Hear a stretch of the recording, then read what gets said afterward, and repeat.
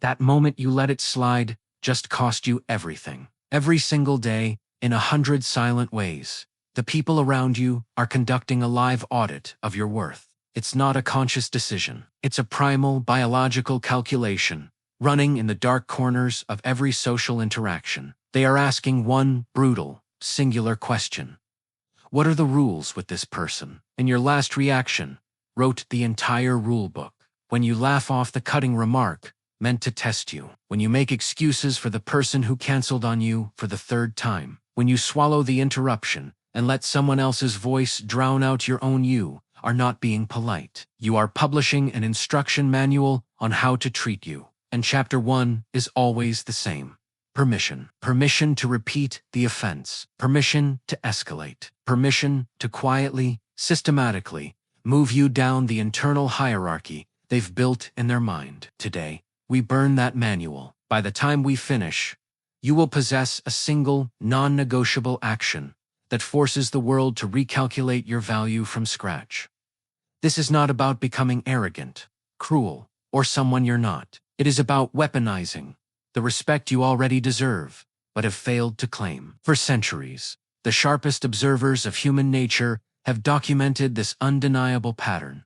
Society responds not to the goodness in your heart, but to the posture of your behavior in the world. Your intentions are a private, secret language. Your behavior is the public broadcast everyone receives, translates, and acts upon. And if that broadcast shows no edges, no lines, no clear boundaries, the world logically assumes there is nothing to run into, nothing to respect. Think of one person in your life who seems to move through the world without these constant, small violations. They aren't necessarily the loudest, the richest, or the most successful. They have simply established through silent and consistent precedent that crossing them carries a cost. Their behavior, over time, claimed a rank, and the herd instinct in everyone else accepted it. Now, your behavior is doing the exact same thing, just in the wrong direction. How many times this week did you compress your own space to make room for someone else's disregard? Each time was a critical data point. Each instance taught them where you likely stand. The ancient,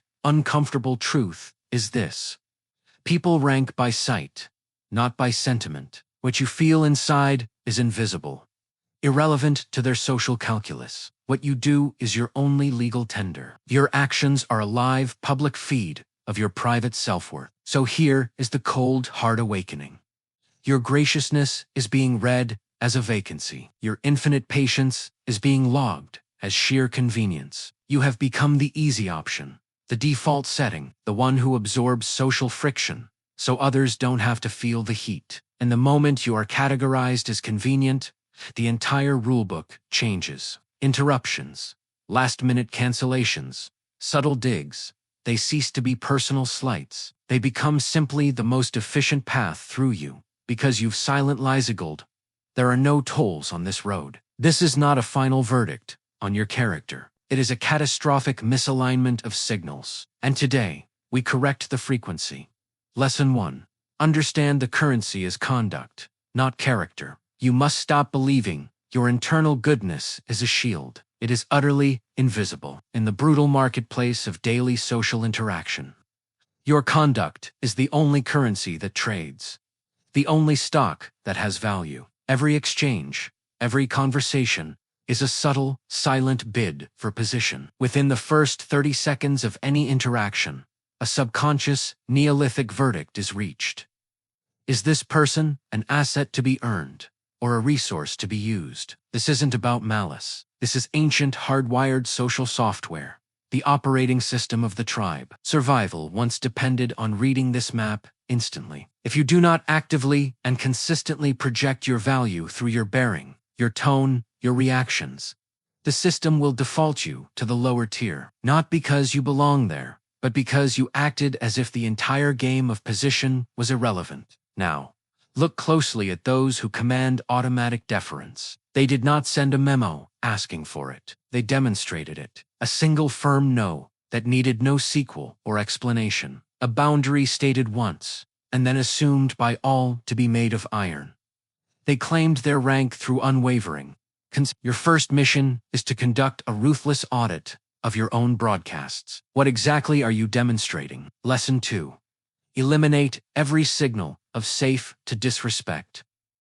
Why do certain individuals seem to move through life almost untouched, rarely tested by the petty challenges others face? Watch any social situation with the cold eye of a scientist. Notice who becomes the soft target for playful jabs, and who remains in a circle of untouchable quiet. The core difference is not warmth or likability, it is perceived cost. These individuals emit a subtle, unmistakable signal that permeates the space around them. The signal says, interaction with me has a price, testing me has a consequence. That signal is so clear, so consistent, that most people never even risk the transaction. Their deepest instincts tell them to navigate elsewhere. Now, with that same clinical eye, examine your own emissions. The nervous, forgiving smile that flashes when a clear line is crossed. The rushed, placating, "It's fine, really," when it is absolutely not fine. The over-explanation of your perfectly reasonable choices, as if you need a jury to approve your life. Each one of these reactions is a beacon in the social fog. It broadcasts on a loop. I am a safe harbor for disrespect. No storms here. No consequences will rain down on you.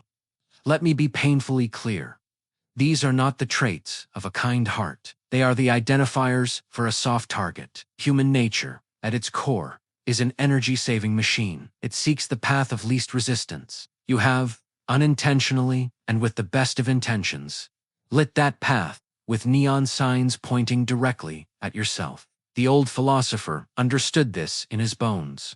Between being loved and being feared for crossing you, choose the latter for securing respect. He was not advocating for cruelty. He was advocating for a discernible edge, not a sharpness you use to harm, but a clear, understood presence that tells the world violation has a tangible consequence. Your first practical move is deceptively simple. Become a neutral country. Stop performing comfort when someone delivers active discomfort. Lesson 3. Secure your emotional perimeter. Become a fortress. If another person can reliably, predictably disrupt your interstate tiff, they know which words will make you flush with anger, which comments will trigger a defensive rant, which tone will make you shrink into silence.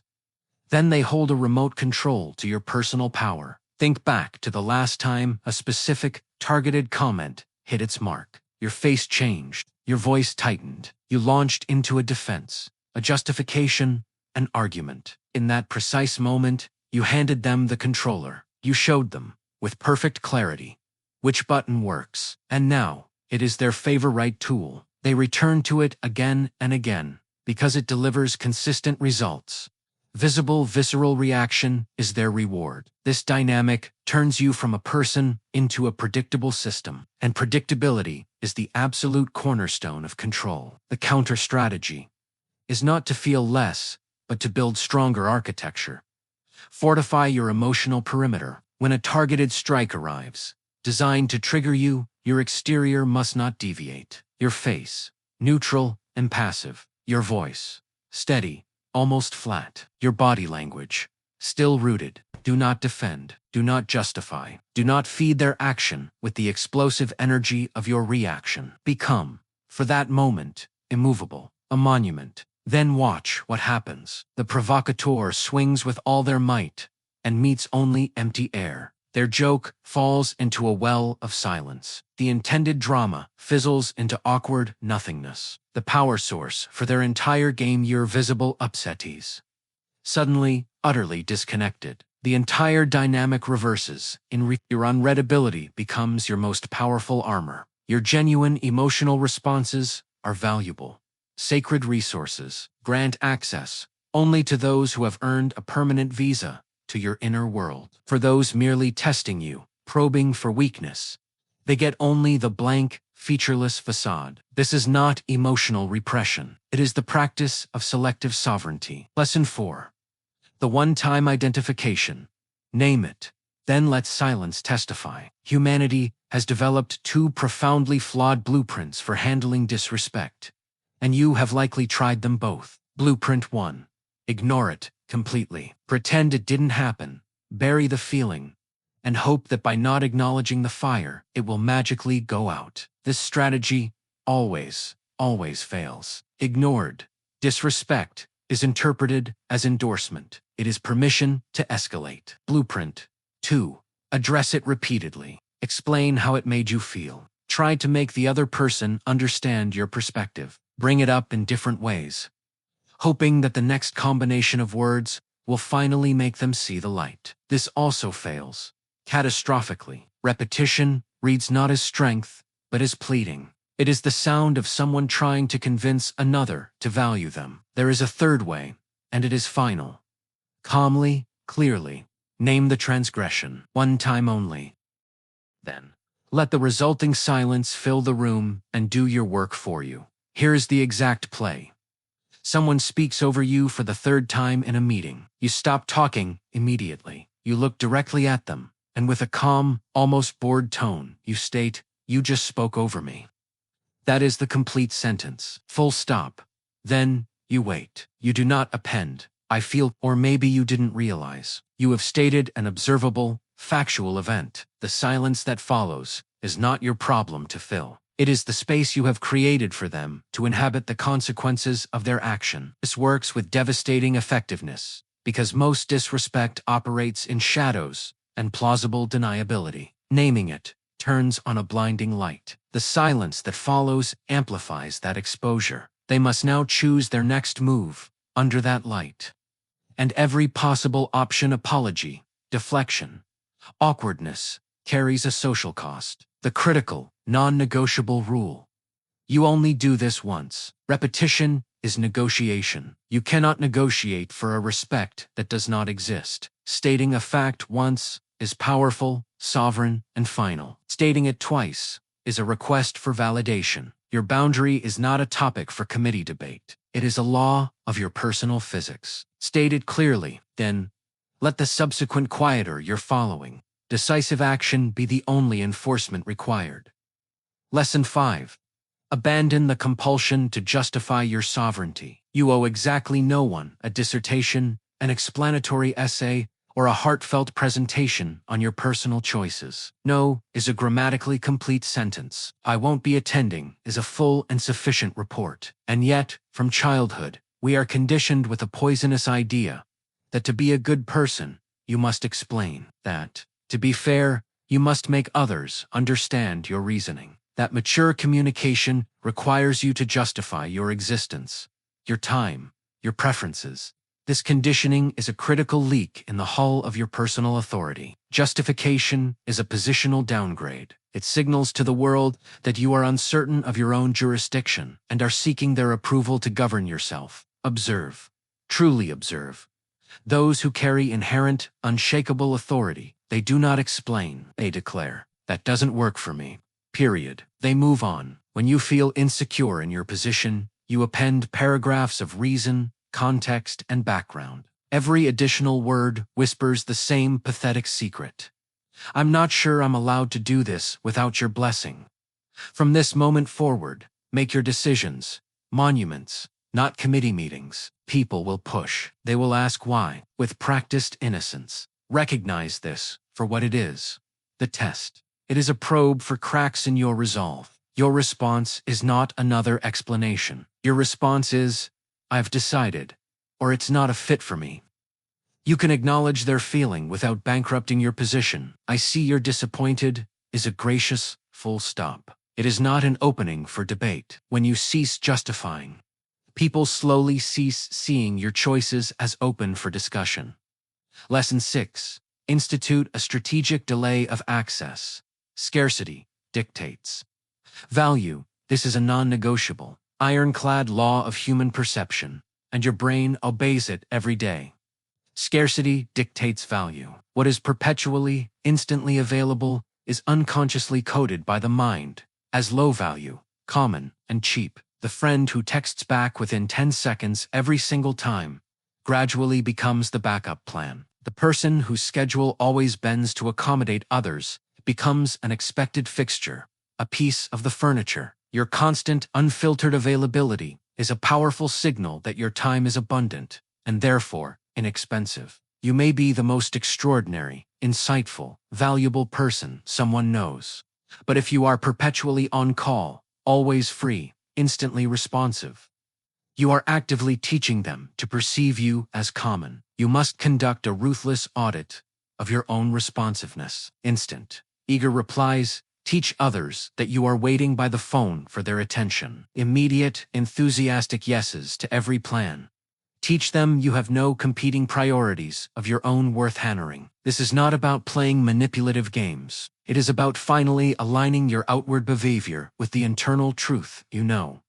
You do have a finite life. You are engaged in meaningful pursuits. Your time cannot always be instantly available. Start behaving as if this truth is real. Delay your reply by a meaningful interval, not to play hard to get, but because you are genuinely engaged in something else. Consult your calendar and your energy levels before committing. Propose alternative times that actually suit your rhythm. This behavior recalibrates their subconscious appraisal of you. Those who genuinely value you will respect your time and your process. Those who merely valued your convenience will reveal themselves through their frustration. Lesson 7. Let discomfort be the professor. Stop being the peacekeeper. You have been trained, likely since childhood, to be the peacekeeper, to smooth over tension, to make everyone comfortable, to break an awkward silence as fast as humanly possible. You must understand, this training is sabotaging every boundary you attempt to set, because here is the raw, biological truth of how humans actually learn and adapt. Through visceral discomfort, not through elegant explanation, not through heart-to-heart talks, but through the raw, unpleasant, embarrassing feeling of realizing they have messed up. You can explain that a stove is hot 100 different ways. One brief sharp touch teaches the lesson permanently. The same immutable law applies to respect and boundaries. When a line is crossed, your primary job is not to make the transgressor comfortable with the lesson. It is to let the lesson itself be uncomfortable. Someone makes a demeaning, just joking remark at your expense. Do not laugh along. Let your expression go flat, neutral. Let the smile vanish from your eyes. Let the silence that follows become thick, heavy, and awkward for everyone in the room. That silence is the professor. It teaches more in 5 seconds than any "I didn't appreciate that" speech ever could. Someone chronically cancels plans at the last minute. Instead of your automatic forgiving, "No worries. When are you free next?" you simply say, "Noted," and then you do not reach out to reschedule. You let them sit in the void of the consequence they created. That empty space, that discomfort teaches them your time actually has independent value.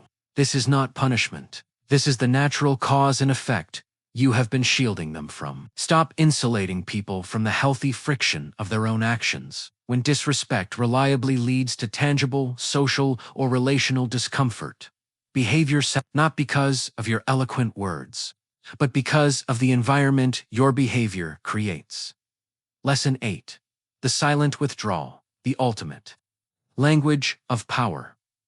This is the final lesson, the one that separates those who are genuinely respected from those who are merely talked about over coffee. When someone demonstrates, through repeated and clear action, that they do not value your clearly stated terms, you do not give a final warning. You do not deliver a closing argument. You do not offer them closure. You execute a silent withdrawal. You remove your presence, your attention, your energy, and your investment from their life, and you offer zero explanation. This will feel antithetical to every modern idea of good communication.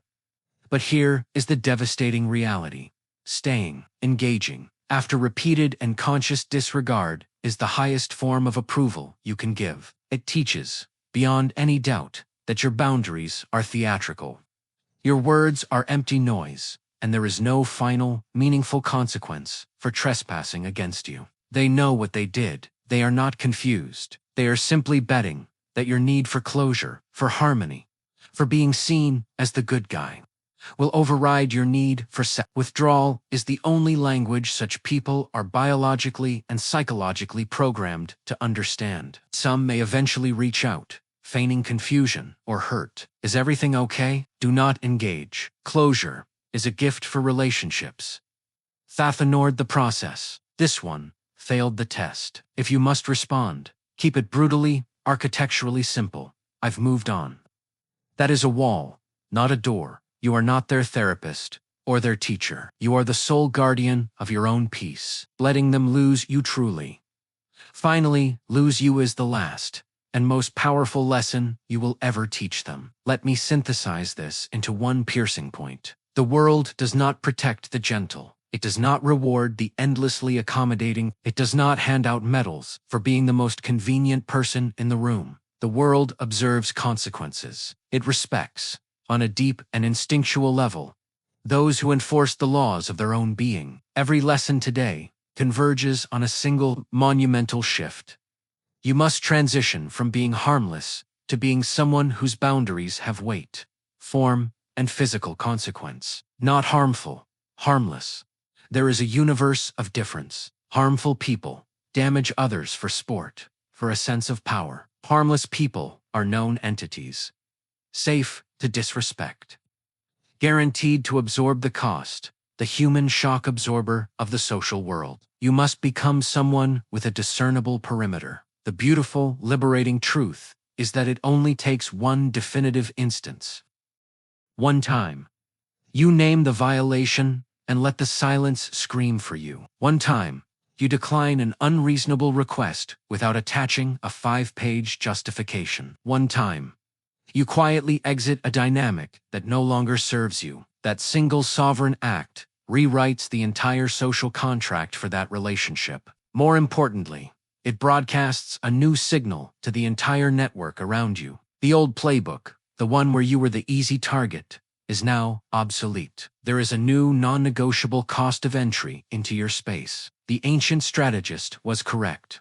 Everyone sees what you appear to be. Few ever experience what you truly are. Stop trying to prove your worth through infinite tolerance. Respect is not given to what is merely deserved. It is reserved for what is perceived as costly.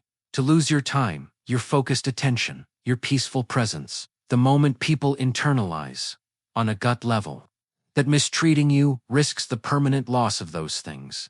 Their behavior will transform, not because you changed, but because you finally forced their perception to match your reality. You do matter. You always have. You simply must begin architecting a world that reflects that truth in every brick, every boundary, every silent action. Your move begins now. Identify one person, one persistent pattern of disregard. Apply one of these 8 lenses, just one, and then, with calm clarity, act. Witness the tectonic shift that occurs when you cease broadcasting the old weak signals and start transmitting on a frequency of unshakable sovereignty. If this dissection of power resonated with you, smash that like button right now. It tells the algorithm these uncomfortable truths are necessary. Share this from Winds of Thought with someone who is ready to stop being an option. Subscribe. We are just beginning to map the hidden architecture of power, perception, and human nature. Drop this final powerful affirmation in the comments below. My peace has a non-negotiable price. Because respect is never, ever successfully pleaded for. It is established, irrevocably, by what others stand to lose when they choose to disregard you. And they should stand to lose you. Now, go rebuild your world, one boundary at a time.